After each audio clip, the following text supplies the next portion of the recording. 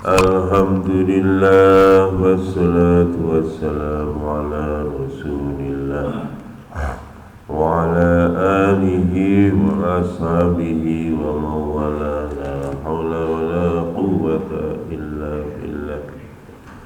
Subhanaka la ilma lana illa ma 'allamtana innaka antal alimul hakim. رضا الله تعالى ولتقي البلايا ولمصنف هذا الكتاب والذين سبقونا بالإيمان لهم الفاتحة. أعوذ بالله من الشيطان الرجيم. بسم الله الرحمن الرحيم.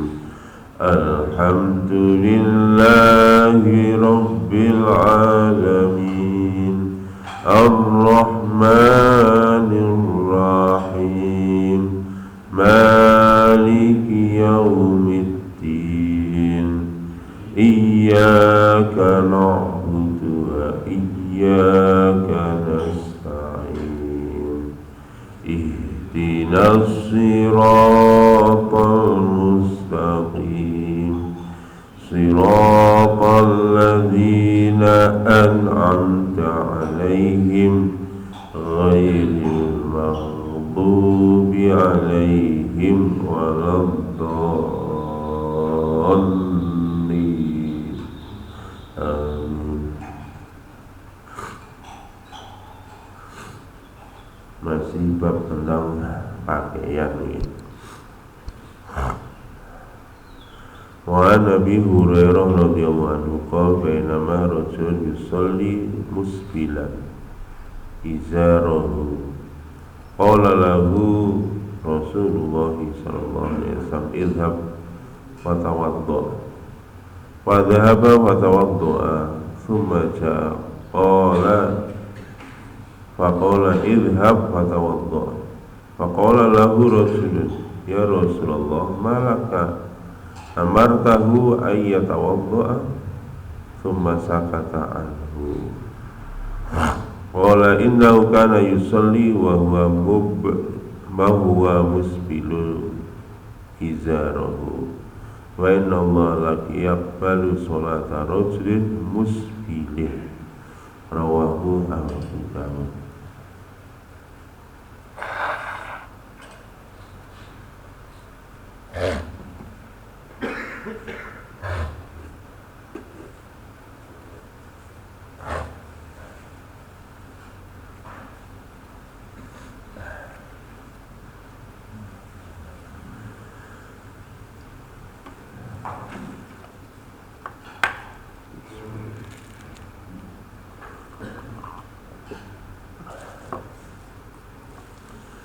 Niki hati-hati niki masih terkait dengan isbal ngelembre ini sarungnya di bawah mata kaki. Dari Abu Hurairah radhiyallahu anhu berkata, suatu ketika seorang laki-laki sholat dalam keadaan sarungnya menjulur di bawah mata kaki. Maka Rasulullah SAW bersabda kepadanya, pergi dan berwudulah kamu. Pergi dan berwudulah kamu. Maka orang tadi akhirnya pergi kemudian wudu, kemudian datang lagi. Maka Nabi SAW berkata, pergi dan wudulah kamu. Diulangi lagi. Orang tadi datang, setelah wudu, lalu Nabi disuruh pergi wudu lagi. Maka ada sahabat yang di dekat Nabi berkata, ya Rasulullah, engkau memerintahkan dia untuk berwudu. Kemudian laki-laki tadi diam. Maka Nabi bersabda, sesungguhnya dia sholat dalam keadaan kainnya menjulur di bawah mata kaki. Sesungguhnya Allah tidak menerima sholat laki-laki yang mana kainnya menjulur di bawah mata kaki, diriwayatkan oleh Abu Dawud. Ayo ini hadisnya rada keras. Ini saya toleransi, nak sombong, nak gak sombong gak apa-apa. Tapi di dalam hadis ini keras.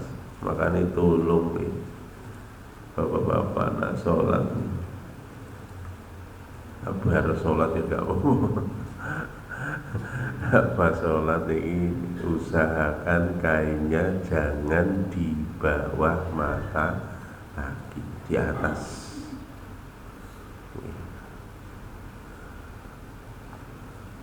Kalau ini pasik mahasiswa sholat kula teng Masjid As-Sa'adah ngene Keputih.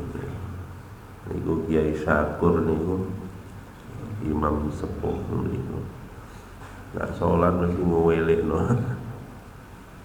Angkat sarung kamu di atas mata kaki, ditambah napa sawu subuhakum. Setelah ngomong lurus dan rapatkan, mesti ini angkat kain sarung kamu di atas mata kaki. Soalnya gini gimana jadi gini nak gini Nabi memerintahkan sahabat begitu, kon wudu meneh.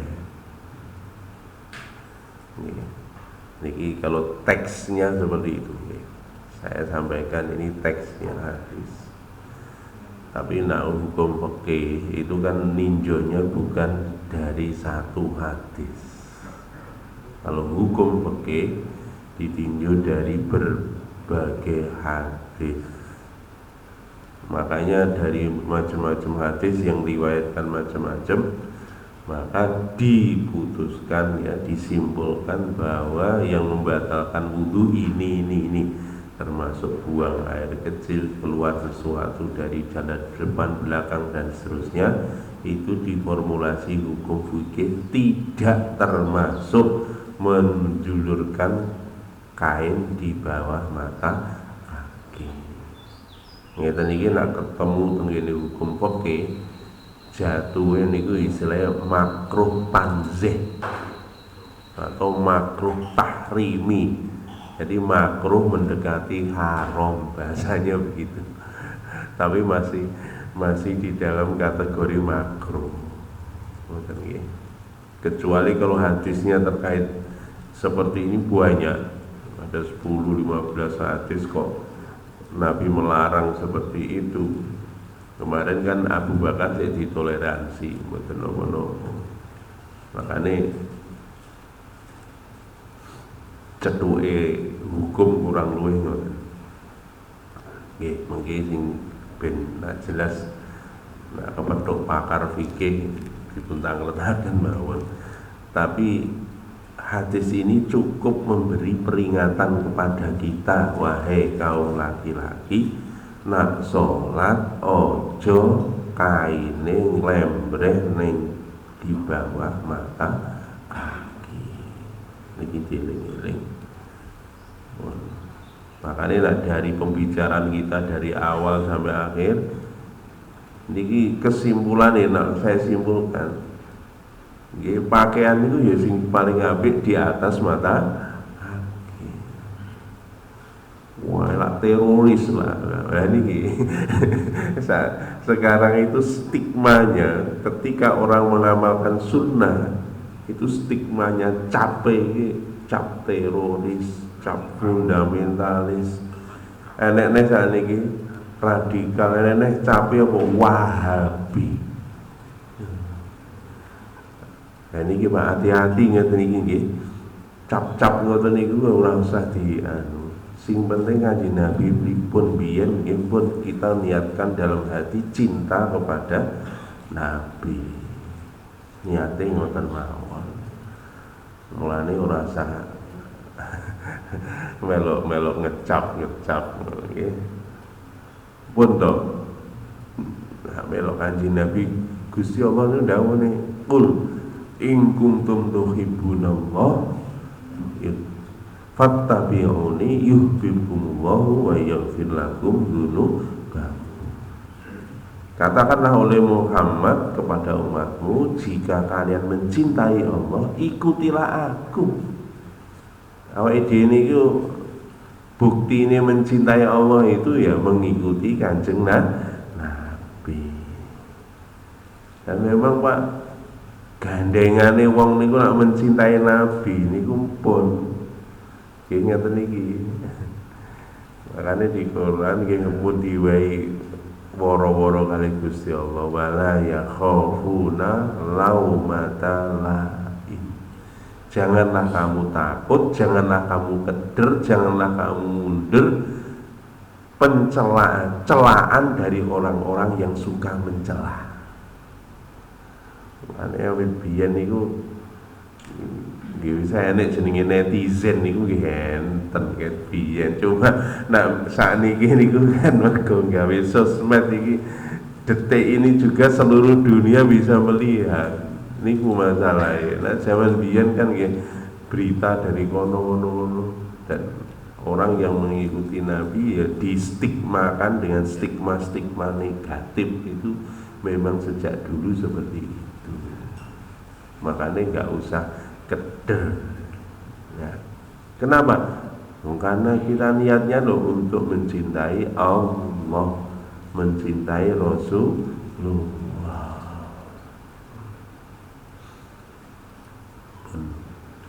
Bahkan pun kaget Pak, kadang-kadang sing melok-melok ngeten iki ya bukan orang yang nggak ngerti.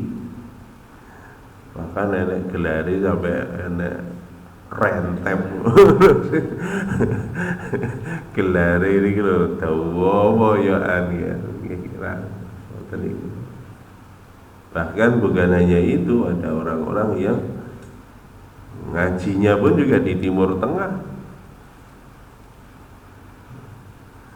Makanya kalau seperti itu ya sudah, jangankan gitu, kemarin jenengan ya sudah saya sampaikan ngaji di sini. Insya Allah lengkap ngaji di sini. Wong jamane kok ngaji di Timur Tengah lho, ngaji di depan Nabi sendiri aja lho isih bleset. Karena yang memberi petunjuk itu Allah. Bahkan Allah sampaikan di dalam Quran sudah diberi peringatan, yubillu bihi katsira wa yahdi bihi katsira. Dengan Quran itu orang baca Quran, belajar Quran lo bisa tersesat. Dengan Quran, dengan belajar Quran dia bisa mendapatkan petunjuk. Makanya gak henti-hentinya termasuk sing diwajibno niku ndonga njaluk petunjuk ngene Gusti Allah. Niku fardu ain hukume. Jadi kan nak sholat kan mesti maca ihdinas siratal mustaqim, tunjukkanlah kami ke jalan yang lurus. Makanya ndonga niki fardu ain, krono kritisnya seperti itu Pak. Di dalam memahami agama niki pun Masya Allah, mboten hati-hati. Ya mungkin mboten kok melenceng Pak, bleset gawe duwiti ngoten Pak. Dan ini nggak terasa. Wong niku bleset titik ngeten iki Pak. Bleset niku namung beberapa mili Pak, beberapa mili ngeten iki. Tapi niki nak mlakune niku 100 kilo Pak, ya wis tekan kono ya wis waduh.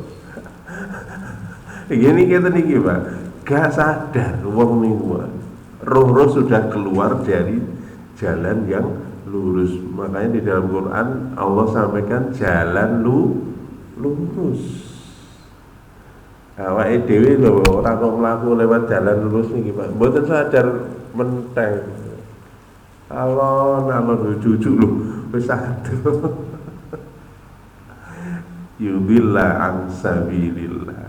Mereka orang-orang kafir, orang-orang munafik, termasuk dan konco-koncone termasuk minal jinnati wan nas, dari golongan jin dan manusia itu berusaha sekuat tenaga manusia itu keluar dari rel ini, keluar dari rel. Dan ini tiap menit, tiap detik, tiap menit, tiap detik.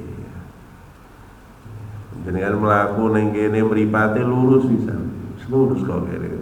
Metu titik lho. Masya Allah, Masya Allah. Ngoten niku Pak. Nggih, godane ngoten pun. Tapi terus nggih aja khawatir, Allah itu Maha Pengasih, Maha Penyayang. Kalau ya segera sadar dan kembali kepada Allah. Masya Allah.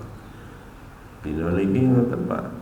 Tapi nek wong pakai pakaian ala barat ngono ora enek sing tidak distigmakan nama Pak Bokon jare hebat ya, modern.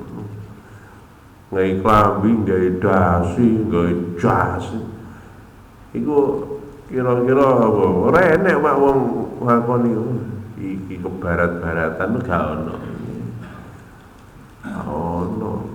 Padahal lho asli ini lho nek ngomong pakaian nih loh, pakaian tradisional Indonesia ini buatan enten jas ini buatan enten, buatan enten. Ini blangkon, percaya aku nggih blangkon niko, terus gawe apa niku keris, nah niku wonten terus ndamel apa niku sewek boten niko.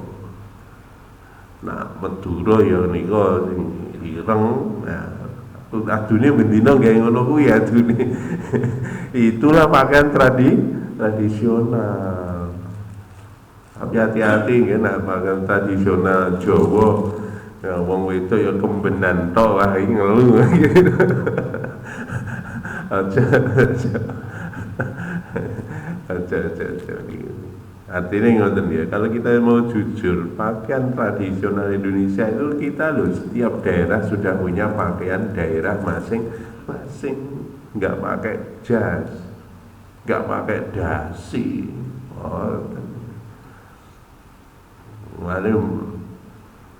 Riyen Mbah kula nggih Mbah kula api almarhum pun kula balik cerita.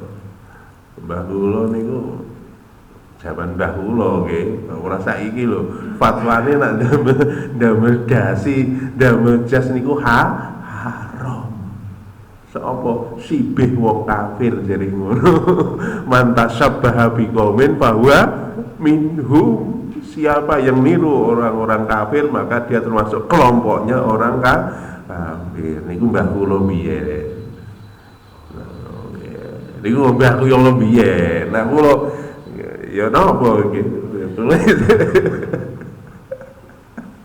Nah kula acara ten budi nak kon jas ya tak gawe jas kula gawe. Artinya nyon sewu, kita ini jangan, ya pun berkali-kali, jangan merasa sok suci. Wis paling bener dewe, bener-bener dewe udah. Jadi adanya berbagai macam polarisasi ini sebetulnya bermanfaat bagi kita.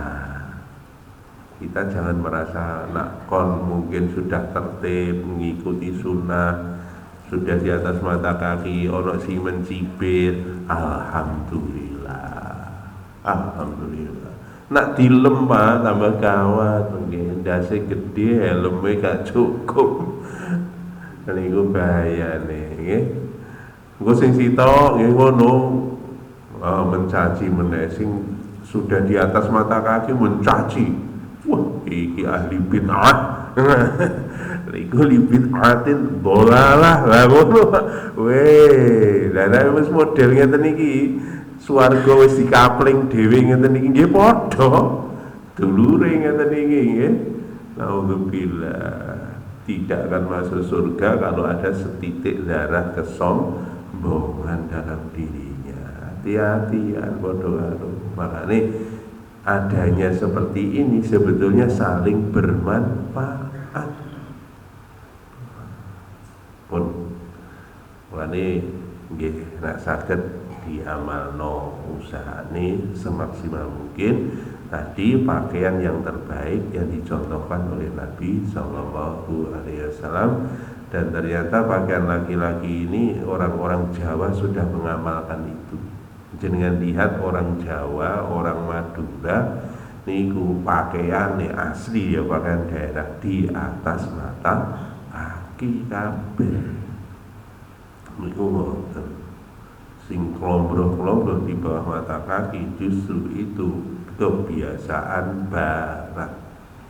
Itu sewu nih. Mulane jane ngomong Isbal niku, napa wong kok celananya di atas mata kaki teroris lho, berarti mbah-mbah biyen teroris kabeh. Soalnya yang tinggal di pakaiannya di atas mata kaki. Karena memang dulu suasana, apalagi orang itu kalau naik kuda, maka pakaian yang paling bagus di atas mata kaki, gak nyerimpeti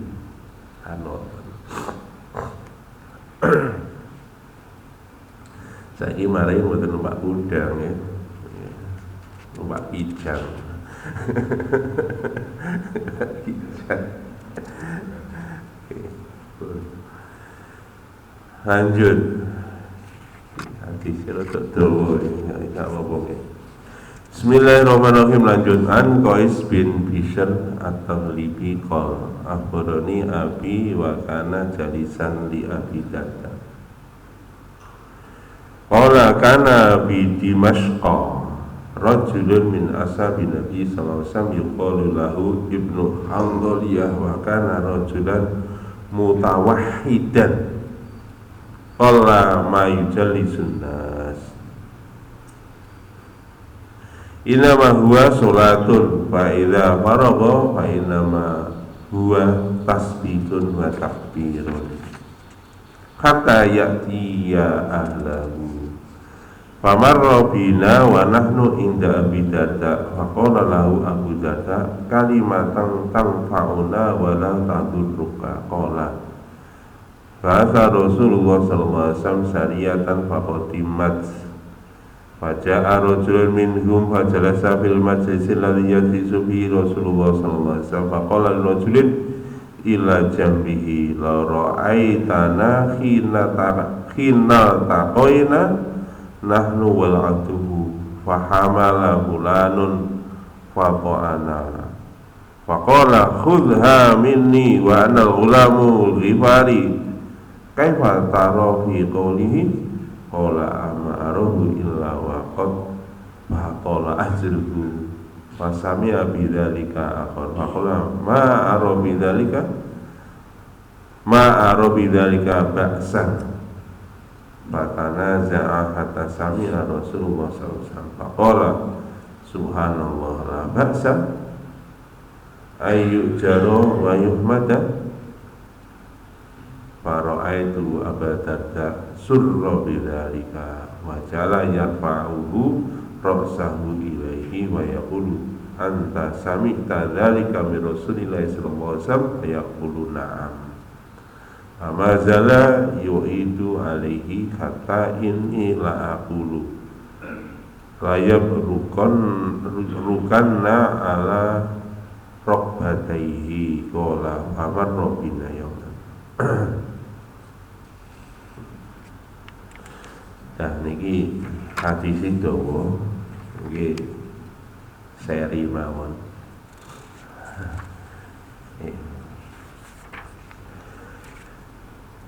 Saya baca sepertiga dari hadis ini dari Qais bin Bishr at-Taghlibi radhiyallahu berkata, telah menceritakan kepada saya, jadi ayahku telah bercerita pada aku. Ayah siapa? Qais bin Bishr at-Taghlibi. Wakana jalisan li Abi Darda, dan saya pada waktu itu atau ayahku pada saat itu duduk di dalam majelisnya Abu Darda radhiyallahu anhu. Jadi ayahku bercerita bahwa ketika dulu beliau duduk bersama Abu Darda, maka beliau bercerita, ayahnya Qais bin Bishr, dulu di Damaskus ada seorang laki-laki dari sahabat Nabi SAW yang dikatakan kepadanya namanya Ibnu Handoliyah. Wa kana rajulun mutawahhidan. Ibnu Handoliyah itu seorang sahabat, dan dia ini ternyata seorang laki-laki yang senengannya menyendiri. Nopo Pak menyendiri dulu? Nah bahasane wong saiki ya. Introvert. Nggih. Apa kuper? Nggih, kuper, introvert itu bahasa orang sekarang. Itu memang ya pembawaan psikologis. Wong ngeten iki biasane ngoten Pak. Nak lunga niku wis metu omah niku ora gelem noleh ngiwa, gak gelem noleh mengen. Nak diceluk mengo ora dicekeluk ya wis gak ngreken wong. Bahasa kita ini nama introvert itu biasanya wong iki gak ngrekenan karo wong. Ngeten iki memang gawat bayi Pak, nggih aja diseneni. Bapake gruwapi kok anake kok. Wah, ngoten Pak. Lah ya pripun lho iki gawat bayi. Arep dirubah. Nak ditabuh agek gelem muni iku kayak biyen enten ngeten iki. Nggih, sahabat pun ternyata juga ada yang memiliki sifat seperti ini. Nak ditabuh agek muni, nak ditabuh muwen. Simpangan kadang-kadang mboten gelem nyopo, gak gelem. Gini ki mutawahhidan. Qala mayujali sunnas, dan sedikit sekali dia itu tidak mau duduk kumpul dengan orang-orang banyak. Ini Pak, sahabat pun juga ada yang memiliki karakter semacam ini. Dan ini ada di seluruh dunia Pak, ngeten iki Pak. Niku nggih makhluk Gusti Allah ngoten nggih aja dianu ngoten. Orang yang introvert begini memang. Tapi beliau ini sahabat Rasulullah. Innama huwa sholatun fa idza faragha fa innama huwa tasbihun wa takbirun. Hatta ya'tiya ahlahu. Ibnu Handoliyah sahabat ini kalau sholat ya sholat, datang ke masjid. Setelah sholat langsung, setelah sholat membaca tasbih, membaca takbir, langsung pulang. Mulanya biyen nggih ngeten iki, pokoke teko-tek salat. Kadang gak menggo kiwa tengen. Bar salat langsung mulih. Bahkan nang omah niku ora kok anu kan. Masih nang omah ya langsung nyemplung kamar. Lah niki penyakit ngeten iki saiki lagi anu Pak. Usum. Karena dalam dunia gadget sekarang itu akhirnya membentuk karakter anak itu menjadi karakter introvert. Ini sebetulnya berbahaya Pak nggih. Ini biar makanya lari-lari niku Pak nggih, nah kulino main game, main HP macam-macam niku ojo dijarno terus. Wong tuwa penak, biyen nak rewelan saiki wis asik dhewe. Ini hati-hati bersaing kalau Pak bisa boe bisa acur tadi. Ini sekali lagi Pak, tidak baik untuk pembentukan karakter anak. Makanya anak itu dilatih sebetulnya bersosialisasi. Makanya ternyata masa-masa kecil kita Pak itu paling indah Pak, paling indah. Dolen neker, mari ngono wis les-lesan, bente, kasti, macam-macam wis. Biyen niku arep mulih ning omah niki lho dadak diparani dijewer ayo mulih. Zaman saiki walikane, Pak. Nak ben metu lho dadak dijewer. Nak biyen iki arek dijewer kon jaba, dijewer mlebu omah. Nak saiki ora saka jero omah kudu dijewer sik iso metu. Biyen iki lah. Zaman akhir ngeten iki, Pak. Dan ini bahaya gitu. Makanya ini Pak Nyun Sewu, ini kita kalau tidak hati-hati kita tidak sadari Pak, ini bangsa kita nanti bahaya besar. Kenapa? Loh Pak, kekuatan sosial itu adalah kekuatan yang dahsyatnya. Kekuatan sosial itu awal untuk membentuk kekuatan ekonomi. Niku ngoten. Niki bahaya lah diterus-terus loh. Habis ini generasi ini. Makanya kula sampai bahkan beberapa di ngaji saya sudah saya sampaikan, di negara maju itu sadar akan bahaya ini. Makanya ning Jepang niku arek cilik niku gak dicekel di HP. Arek SD. Sekolah mulai jam 8, mulai jam 5 sekolah nih. Jam 5, jam 4, setengah 5-an lah. Niku sak gurune niku lho, Pak. Gurune niku nak ngajar ora enek sing nyekel HP, nak budal ngajar HP didekek kantong. Budal ngajar iku ning Jepang. Nah ning kene apa gurune lho saingan karo murid dolanan HP kabeh. Wis ning sekolah dolanan HP, ning omah dolanan HP. Akhirnya ya merem lho karo ngeloni HP. Tangi turu delok sing digoleki pertama HP. HP iki las. Bojone pernah dilus? Oh wis iso ngelus dhewe. Ajur. Ya tadi iki lho Pak, Masya Allah. Itu di Jepang begitu. Nah, di Jerman nggih ngoten kan. Kula pernah ngene mriku. Pas teng Jerman 2019. Ning Bandara Frankfurt lho. Dijemput kali uang kono lho. Kene nggo smartphone kabeh lho. Sing jemput iku lho. Gawe HP Nokia jadul sing cuwilik niku. HP jadul cuwilik niku.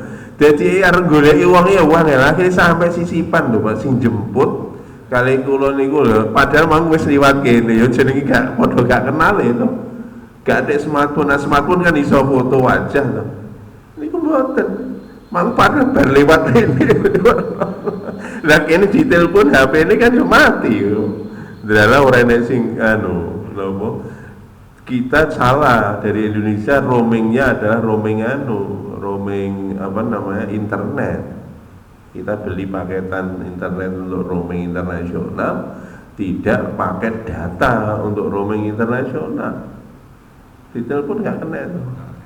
Akhirnya putar sampai sak jam. Bagi enek wong wirawiri iki diceluk. Goleki aku tuh. Oh iya. Kamu kok Indonesia tuh? Iya. Wis.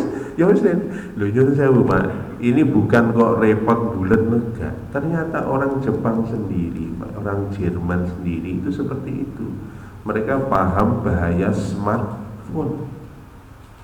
Mereka nggak mau pakai smartphone. Masya Allah. Dan tiba-tiba ternyata di Jerman seperti itu juga.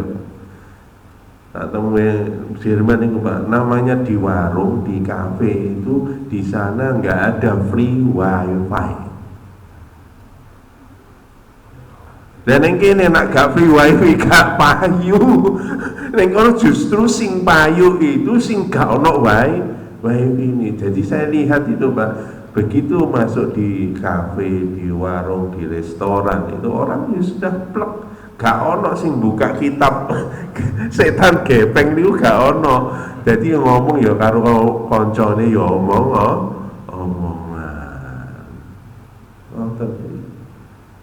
Ya Allah, awake dhewe Pak, buat Indonesia nggih mboten ngerti kula. Satu generasi lagi dadi apa kula mboten ngerti kula. Kemeng ning gondol.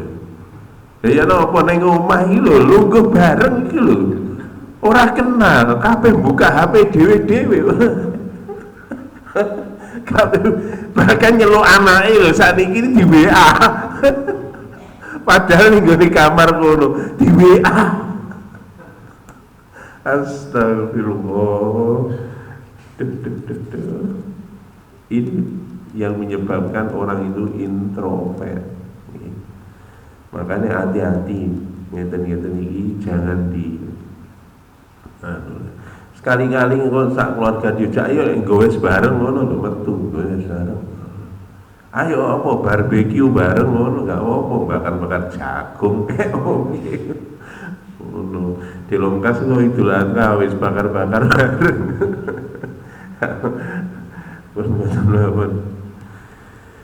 Pun iki bab introvert. Jadi sahabat dulu juga ada yang introvert seperti ini. Dan kalau dulu ya istilahnya populasinya itu enggak banyak ya. Kalau sekarang introvert itu karena apa namanya sebenarnya bukan bawaan lahir sebenarnya, tapi karena ya keadaan sosial lah, keadaan masyarakat, keadaan ya karena interaksinya dengan gadget macam itu tidak ada interaksi sosial, sangat terbatas interaksi sosialnya, itu begitu. Nah kemudian Ibnu pertemuan keluarga gak kenal ya. Kabeh nggih HP dhewe-dhewe nggih bener memang ngoten. Dia nek halal bihalal keluarga lho ya, mboten ngefek. Lungguhe ya bareng karo keluargane dhewe-dhewe. Mboten gelem campur ya. Ya niku lah pun. Tapi sing penting-penting lah, mboten napa-napa. Famar Robina wa nahnu inda bidanda. Suatu ketika kata ayahnya Qais tadi, saya berada di sisi Abu Darda. Tiba-tiba Ibnu Handoliyah yang memiliki sifat introvert tadi itu lewat. Maka Abu Darda langsung manggil. Jadi Abu Darda langsung manggil ke Ibnu Handoliyah. Dipanggil. Kemudian Abu Darda berkata, berikanlah kepada kami satu kalimat yang tidak membawa mudarat bagi kamu dan kalimat itu bermanfaat bagi kami. Ya ini bahasanya sampai halus ngeten iki. Jadi wong introvert memang ngeten iki, Pak. Kalau kita salah ngomong itu tersinggung dia.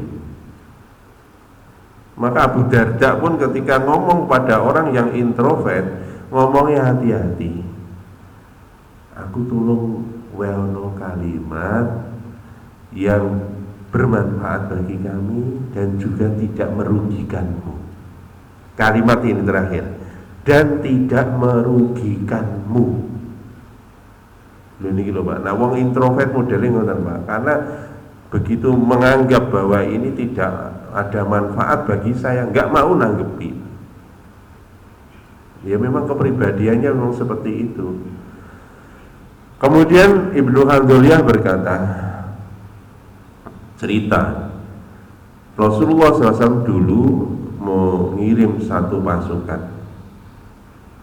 Maka tiba-tiba di dalam pasukan itu faja'a rajulun minhum fajalasa masilati yajlisu bi Rasulullah SAW faqala illa jambihi. Jadi ketika Nabi mengirim pasukan, tiba-tiba pasukan tadi, bukan tiba-tiba ya, pasukan tadi beristirahat di satu tempat begitu. Kemudian di dalam pembicaraan itu terjadilah diskusi ketika istirahat diskusilah beberapa orang. Faqala rajulun ila jambihi, maka ada orang tanya, lau ra'aitana hina taqaina nahnu wal adu fahamala fulanun faqamanna faqala khudha minni wa anal ghulamul ghifari. Jadi ketika di dalam tempat istirahat tiba-tiba ada orang yang nyeletuk, ya, bagaimana pendapat kalian jika seandainya saya berperang menghadapi orang kafir, kemudian orang kafir tadi saya bisa kuasai dan saya tusuk dia.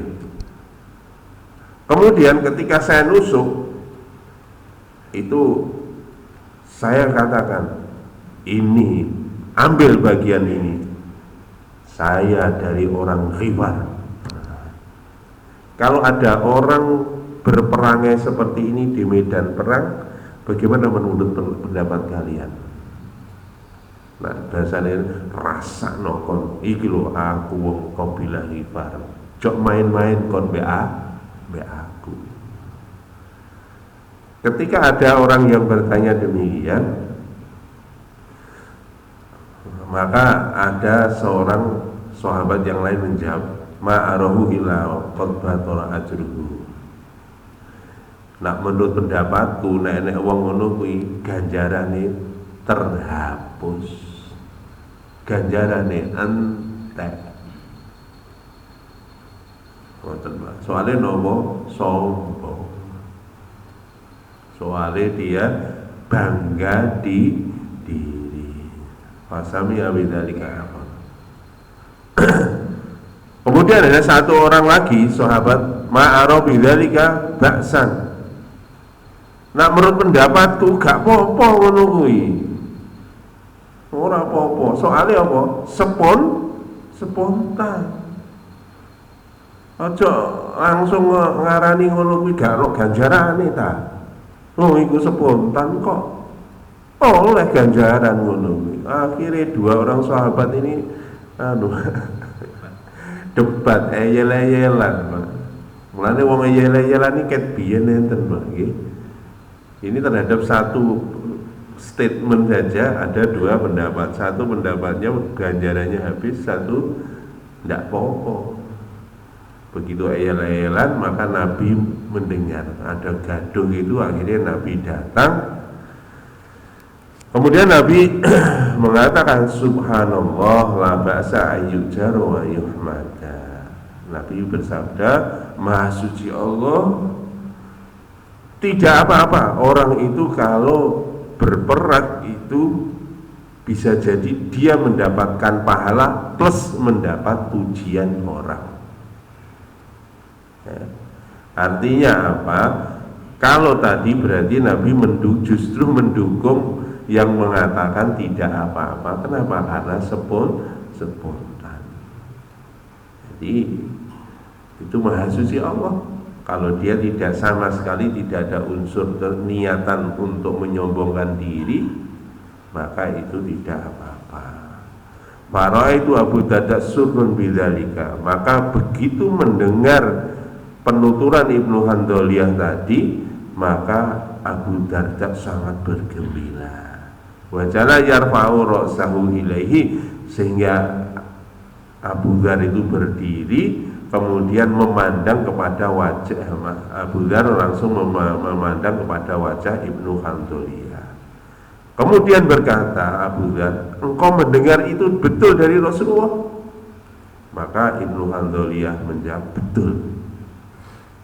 Abu Dzar akhir mengulangi lagi, kamu benar itu dari Rasulullah? Maka dijawab betul. Kalau toh tidak mendengar dari Rasulullah, saya tidak akan menceritakan ini kepadamu. Ini statement yang pertama dari Ibnu Handoliyah. Mulane niki Pak, ya, sejak kemarin nggih, sombong itu tidak bisa dideteksi dengan fisik, gestur, ya. Karena orang itu ternyata sifatnya, kepribadiannya berbeda-beda. Jadi wong iki enek wong praupane sombong, Pak. Sombong rek ngono. Praupane ya memang gestur tubuhnya gitu ya, Pak. Maka kalau seperti itu kita tidak bisa ngejudge seorang dia ini orang yang sombong. Tidak tahu, karena sombong antara dia dengan Allah. Makanya kita pun sudah kepada diri sendiri kita hati-hati. Jangan-jangan ada kesombongan pada diri saya. Tetapi kepada orang lain kita sangka baik. Dia itu mengintrovert kok.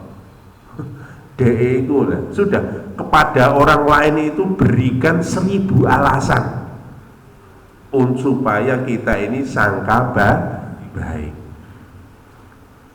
Waliane pada diri sendiri, Pak. Berikan pada diri 1000 kecurigaan bahwa diri kita ini belum baik. Ojo diwalik, nyonyor diwalik. Kalau diwalik sampai kapanpun kalian tidak akan bisa menjadi baik.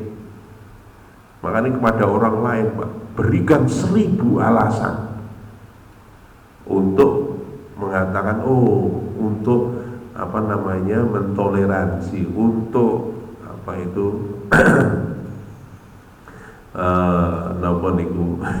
jadi untuk permisi terhadap kesalahan seseorang, berikan 1000 alasan. Tapi untuk diri sendiri maka kita juga berikan 1000 alasan untuk mencurigai diri sendiri bahwa kita telah berbuat salah, berbuat dosa. Kepada orang lain berikan 1000 alasan supaya bahwa dia itu tidak berbuat salah, dia tidak berbuat dosa terhadap dirimu. Kecuali kalau memang dia nyoto-nyoto berbuat dosa, untuk ngombe ya ngombe, tempat. Cuma meskipun demikian, kita pun juga berikan berbagai macam alasan. Dia itu mungkin khilaf. Salah saya belum mendatangi dia. Salah saya belum menasihati dia. Begitu ya. Apa meneh niki kepada orang yang serumah dengan kita. Iso ngomong ini karo wong liya, nek mbek sing sak omah waduh. Bojone diteliti pucuk rambut, pucuk sikil, ya salah kabeh, Pak. Ora enek sing bener gak ono. Salah. Ayo. Iki mang bojoku kok sawangane nyuntrut, kesel. Nah ngono tak pijeti, ngono lho. Ora kok kurang ajar sampean dia. Awak dia mulai kesel-kesel sampean pencureng ya. Aja ngono. Jadi mulai kok bojo sampean mencureng, apa ya? Kesel kemungkinan. Ya mesti tak pijeti lah ngono lah. Mulai makanya dicarikan 1000 alasan supaya kita bisa mentoleransi, permisif terhadap kesalahan-kesalahan dari keluarga kita, khususnya yang terdekat yang ada di rumah kita. Demikian juga nanti melebar ke tetangga, ke masyarakat, kepada orang lain. Terhadap diri sendiri kita harus punya 1000 curiga atas kesalahan dan dosa yang ada pada diri kita. Ngoten mawon. Lanjutannya minggu depan. Nanti ceritanya Ibnu Hanzoliyah lewat meneh. Dan bintang letah kareng lakoni ngono. Lakoni kuwi sing angel jadi. Yo awalane angel iki kudu sekolah ngeten iki. Nyun sewu niki termasuk kula dhewe ya niki ngomongnya awak kula dhewe. Kula niki ben ngaji niki lho mesti membengi bareng lakoni. Ya Allah, ya Allah, ya Allah. Paling boten buh penang dina wingi nglakoni ya Allah. Kene kudu muring ae. Soalnya nopo tidak bisa ya mempermisifkan kepada keluarga yang ada di rumah ini kesalahan-kesalahan ini ya Allah. Itu memang kelemahan kita. Nah, identifikasi kesalahan orang lain itu pinter wis. Tapi kalau mengidentifikasi kesalahan diri sendiri loh, kok iso dedel goblok ya. Tapi kalau mengidentifikasi kesalahan orang lain, terutama istri, biyuh, masya Allah, dari A sampai Z salah kabeh, masya Allah. Pun ngeten iki padha-padha mawon nggih, kula belajar jadikan kita belajar nggo dilakoni bareng-bareng. Pun ngoten mawon ditutup dengan doa subhanallah wa bihamdik asyhadu an la ilaha illa anta astaghfiruka wa atubu ilaik. Assalamualaikum warahmatullahi wabarakatuh.